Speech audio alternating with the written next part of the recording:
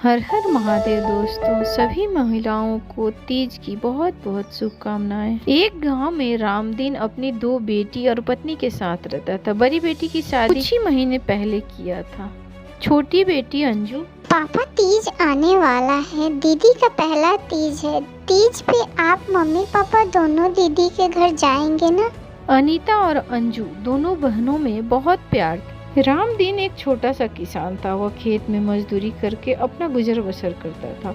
इधर अनीता और अनिल दोनों, पता नहीं माँ जी क्यों मुझसे नाराज है। खाना भी सुबह से नहीं खाई है। आप क्यों नहीं उनसे पूछ रहे हैं? अनीता के ससुराल में उसकी सास और पति दो ही लोग थे। उसका परिवार बहुत खुशहाल था। अनिल एक फल व्यापारी था। उसका व्यापार बहुत बढ़िया चल रहा था। अनीता बचपन से भगवान शिव को बहुत मानती थी और नित्य सुबह उठकर भगवान का जल अर्पण करना, उनका पूजा करना, पार्वती का श्रृंगार करना बहुत पहले से वो करती थी। भगवान शिव और पार्वती में उनकी बहुत आस्था थी। अनिल अपने माँ को नाराज सुनकर उनको बुलाता है। जब माँ आती है, बेटा मुझे अब 4 धाम यात्रा पे जाना है। अब तेरी शादी हो गई, मैं इस संसार से निकलना चाहती हूँ। तेरी पत्नी है, वो दिन रात मुझे कैद करके घर में बैठाकर मेरा सेवा करना चाहती है, लेकिन मुझे ये नहीं चाहिए।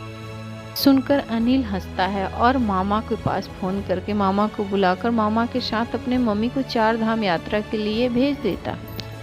आज तीज का त्योहार है। अनीता सुबह सुबह उठकर जल्दी से नहाकर भगवान शिव और पार्वती को भोग लगाती है और सोचती है कि जब सारी औरतें आएंगे तब माता जी का श्रृंगार करूंगी और मैं खुद भी तैयार होंगी। लेकिन होने को तो कुछ और ही मंजूर था। मोहन का फोन आता है कि भैया आपके दुकान में आग लग गई है। मोहन रोते हुए फोन करता है। अनिल जब फोन उठाता है तो घबरा कर अनीता को कुछ बताता भी नहीं है और दौड़ते हुए वह दुकान पहुंच जाता है।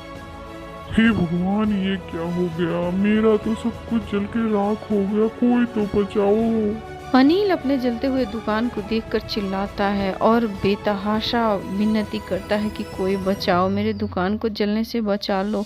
तभी दुकान से जलता हुआ एक आग का गोला अनिल के ऊपर आकर गिर जाता है। अनिल बुरी तरह झुलस जाता है। वह बेहोश होकर गिर जाता है। मदन उसको जल्दी से हॉस्पिटल ले जाता है। वहाँ एडमिट करने के बाद अनीता को बताता है। अनीता हॉस्पिटल के बाहर बैठकर रोती रहती है। उसको मिलने नहीं दिया जाता है।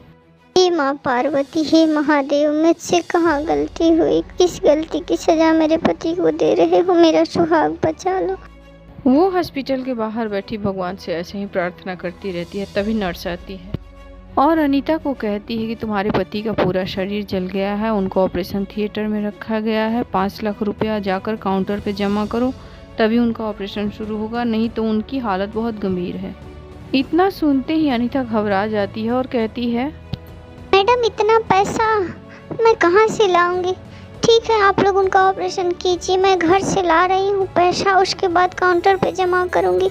आप लोग कैसे भी करके उनको बचा लीजिए प्लीज। लेकिन अनीता को तो पता रहता है कि उसके घर में 1 रुपया भी नहीं है। वह वहाँ से शिव मंदिर जाती है और भगवान शिव से रोते हुए प्रार्थना करने लगती है। इधर माता पार्वती शिव जी से, हे नाथ, आप तो अपने भक्तों पे सदैव कृपा करते हैं। यह आज तो निर्जला व्रत रखी है, जो संसार की हर सुहागन स्त्रियां अपने सुहाग को अमर करने के लिए व्रत करती है, और यही व्रत करके मैंने आपको भी प्रसन्न किया था।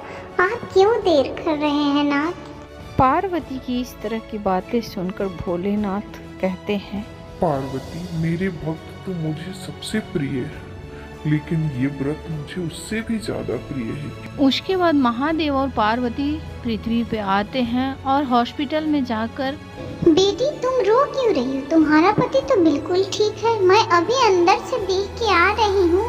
इतना सुनकर अनीता उनके पैरों में बैठ जाती है और रोते हुए पूछती है कि आप कौन हैं और आप कैसे जानती हैं कि मेरे पति ठीक हो गए? मेरे पति कभी ठीक नहीं हुए, क्योंकि मेरे पास उतने पैसे नहीं है उनके इलाज के लिए, और आप कह रही है देख के मैं आई हूँ।